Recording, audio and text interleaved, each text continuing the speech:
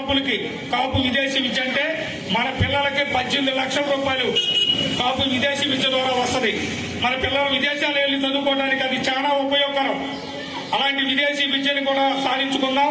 కాపు corporation ద్వారా మనకి 2000 కోట్ల రోజు ఇస్తానని చెప్పి కోటద గవర్నమెంట్ అధికారంలోకి వచ్చే ముందు మనకు వాగ్దానం చేసింది.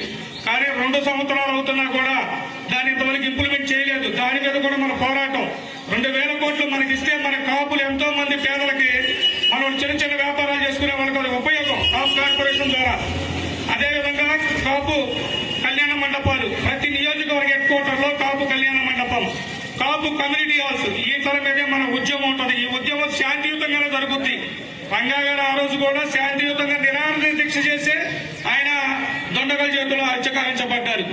అలాంటి రంగా గారిని స్ఫూర్తిగా తీసుకొని మనం కూడా ప్రతి నియోజకవర్గంలో ఉన్న ఎమ్మెల్యేలకు వినతి పత్రం ద్వారా మన సమస్యలు వివరించి రిజర్వేషన్ సాధించుకుంటామని తెలియజేస్తూ జై కాపు జై